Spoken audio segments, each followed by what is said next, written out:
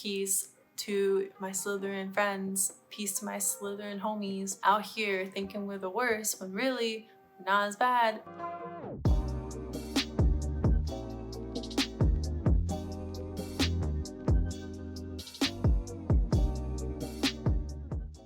Hey guys, and welcome back to my channel. I'm Jess, and today we will be talking about the 6 things that I consider when I rate a book 5 stars. Now these are all my own personal preference, and they're all in my own degree of importance, hierarchy. I'm not saying that my opinion's better than yours, or that it's any more right, so to speak. These are just the things that I think make a good book that I've thought about. So I don't know about you guys, I'm pretty picky about the books that I read. Sometimes I just want to read fantasy, sometimes I want to read a little spicy romance. Sometimes I just want some dark shit. Sometimes I want something light, breezy, fun, cover girl. But does that mean that I'll shamelessly read a book no matter what? I'll try my damned hardest, but I just don't always succeed. And even then, it doesn't matter. We're talking about 5-star books here. Not 3, not 4, 5. Just so you know, these aren't in any particular order. I think that these all have the same varying degrees of importance when you're reading. I think it's all up to personal preference. I think it depends on the book that I'm reading at that time to kind of determine what needs help or not. Sometimes some things are going to be really good and some parts are going to be really bad, and that's just how it is. Okay, well, I lied a little bit. So to me personally, this is the number one thing that's the most important to me. And this is only because I'm a book editor. So I look at these things very closely. This shouldn't be surprising to you guys. You should know by now that I'm an editor. And if you don't know that already, then welcome to my first video. Then welcome to your first video of seeing me mock myself, mock other books, mock the world. Anyways, if you know I'm a book editor, or since now you know I'm a book editor, you should know that the first thing that I think is the most important, in my opinion, since I'm a book editor, would be the readability, the spelling, and the grammar. Now I know you're thinking, those aren't completely the same thing, and I can only half agree with you. Because in my mind, these all kind of blend together. At the end of the day, they all play a part in each other. If I can't read it, if it's poorly written, if the grammar is off, there are multiple spelling mistakes, I'll just know that the author couldn't be bothered to get a proper edit done, or even just take the time to edit them themselves. I've read, or at least I've started reading, a lot of books that I would just start and I would just finish 5 minutes later because I would say, nope, I'm not dealing with this. I couldn't do it. I put them down just because I couldn't understand it. There were just too many errors. Not because I'm dumb. Okay, maybe I am dumb. Still, but because they're just so badly written that it made my brain hurt. To the authors out there who can't afford an editor, there are editing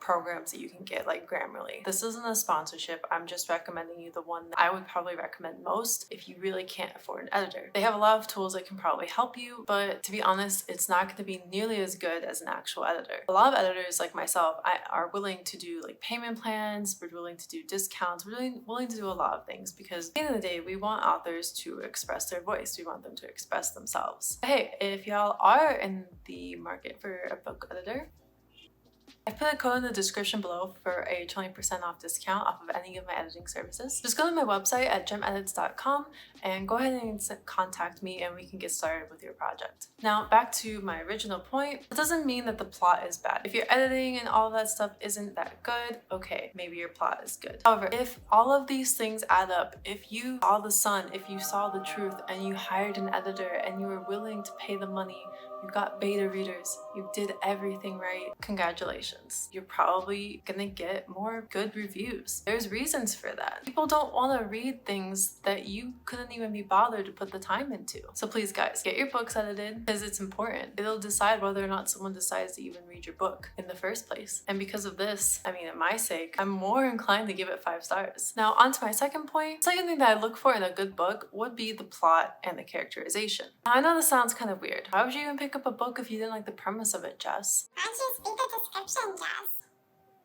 Why would you pick it up if you didn't like the idea of it? Well, fellow reader, maybe I did like the idea of the plot. But maybe the characters are just terribly boring, one-dimensional, and I couldn't get any emotion for them. On the other hand, maybe the plot is bad and the characters are really good. I will admit, a book can be held together by one or the other. If the characters are really good, but the plot is meh, I will still fall in love with the characters. It will make me want to read because I will become emotionally invested in these characters. On the other hand, if the plot is extremely good, but the characters are just really boring, I can still read it because I would still like to know what happens in the story. But if those two things come together in a beautiful collision of epic proportions, then that means probably gonna get 5 stars, or you're gonna be close to it. You're gonna have good ratings. And besides, we're talking about what makes a 5-star book. It has to be top notch. In any case, if your book can't make me cry over a character's death at 5 a.m. when I've been binge reading for 10 hours straight, then you haven't done your job. And that brings me to my third point, immersion. If I can't stay immersed in your story, then why am I reading it? I want to be able to see myself in this book. I want to see myself in these characters. I want to live out my fantasies through them. I mean, that's why we read books. Well,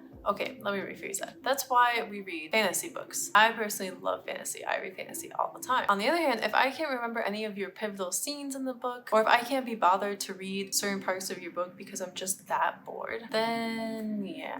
Doesn't mean it won't be a 3 or 4-star book. It just means I couldn't be bothered to pay close enough attention to every single pivotal moment of your book. And my fourth point would be, is the plot original? And those smaller details ultimately just come out to how the plot's going. I just want to say, if this book's description even mentions this fucking chosen one, unless it has like the best reviews, if it's like doing well, maybe I'll check it out. Maybe I'll read the first few pages. But other than that, fuck no. I'm out. Let me explain why. I am so tired of these overused tropes, okay? There are so many of these tropes that are just used over and over again. We have the chosen one. We have the dystopian world where the white girl or the white guy is the chosen one. Someone returns back to town and they find their old high school crush, and you know how it's gonna go. You always know how it's gonna go. Also, if you guys have any opinions, or if you guys just want to mention the worst tropes ever, or if you guys just want to mention tropes that you keep seeing over and over in books, let me know in the comments. I want to know what tropes you guys notice all the time too. Original plots are actually really hard to come by though. To be honest, every book kind of follows an already predetermined set of rules, and that's just the reality of it. There are so many stories that are circulating out in the world that it's really hard to find a book that comes off as new, fresh, different. And even when we do see new, fresh, and different, people don't want to read it. People don't want to acknowledge it. Why? And this is just kind of my opinion, and I will admit I do the same thing. Especially nowadays, for the past few months, it's been hard. We've had anxiety. And when you are anxious, you tend to read the same things, or you'll read the same kinds of things. And that's kind of what my point is that on this planet, we like to have a sense of normalcy. We like reading similar things. We like doing similar things. We like having a routine. That's just the reality.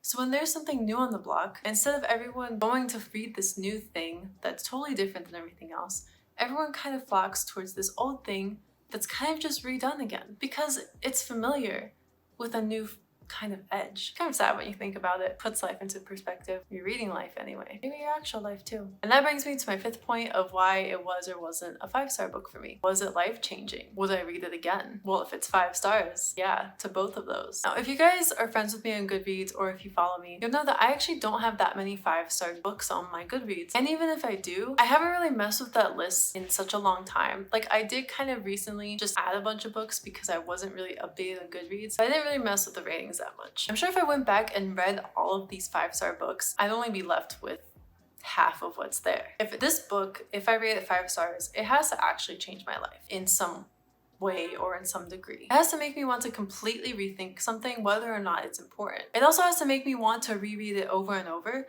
just to experience those feelings again, to experience those points. There's a few series that have really done that for me, and the ones that I can think of right now, and you don't have to agree with me on this list, these are just books that have kind of changed my feelings, whether or not they were important in their message or anything else. Like, they just had to have completely changed my mindset. Like, did it make me love this genre? Did it make me want to read more of this? Did it make me want to do this or this? Like, there's been books like the Vampire Academy series, the Red Winter trilogy, Looking for Alaska, Court and Mist and Fury, yes, only the second one, and so on. Maybe I'll make a video about why. To be honest, I am not a rereader. Rereading takes a lot out of me. I'm impatient, okay? I'm someone who wants to read the book I'm reading and move on to the next one because I want knowledge and I want fairies and I want all the good shit because I'm basic and I suck, okay? But these 5-star books will often just give me these book hangers where nothing compares. It's kind of like when I first started my anime journey when I was like 16 years old, I first watched Full Metal Alchemist Brotherhood. That's like the best anime out there. How was anything else supposed to compare to that? Nothing has. It's a struggle. It's like that, okay? You read a book and you're like, this is fantastic. And then you go to read the next book and you're like, well, fuck, I can't read this book now because I'm gonna think it's shit. And it's not shit. I mean, maybe it's not as good as the book you just read, but maybe you just have to take a break from the last book you read because it was so good. I mean, these books, and I could lose myself in them over and over again, no hesitation. If I had the money to buy all the 5-star books that I loved, I would treasure them forever. And maybe I will, because I do have extra space here in my bookshelf, so. And that leads me to my last and final reason for why I would or would not rate a book 5 stars. I got the message and I thought it was fucking brilliant, or I thought it was absolute shit. Stories have the chance to change your life, no matter what genre. These themes that I've read, or that you've read, or that anyone's read that has changed their life make a difference. Stories are there to be, well, stories. But good authors have the ability to give you something more. They're more than just a story. They have the power to teach you, to educate you, to persuade you. Disclaimer, I'm not trying to promote J.K. Rowling in any way possible. I'm just giving my accurate representation of what actually transpired when I was a kid, because we canceled her. But I still love Harry Potter. I just wish it wasn't her who wrote them. Anyways, moving on. So when I read Harry Potter for the very first time, when I don't even remember. I said how old I was in my Get to Know Me book tag video. I already forget that. So I don't know, I was like 10 or something. My life was just forever changed. I was introduced to this magical world that just took me on so many adventures. And it took me away from my own world. It made me happy that I could pretend for a few sparing moments that I just lived in that world. There were so many messages in Harry Potter that you can interpret as you will, but it taught me to grow up. It taught me to live. It taught me to be brave and selfless. It taught me to be kind. It taught me all these things. It taught me that Slytherin is not the worst house. Because it taught me that at the end of the day, Slytherins are not just evil. Peace to my Slytherin friends. Peace to my Slytherin homies out here thinking we're the worst when really we're not as bad. It's just because, you know, we might be smart. At the end of the day, we're good people. Promise. Ironically, I am also wearing green, so this makes a lot of sense. That's really all I have to say. Thank you guys so much for watching today. If you like the content, go down to the subscribe button and subscribe to my channel. In the description below, I also have the name of the winner for a copy of Midnight Sun. So I will be messaging that person as soon as this video is up there, and we'll get you your book. Congratulations.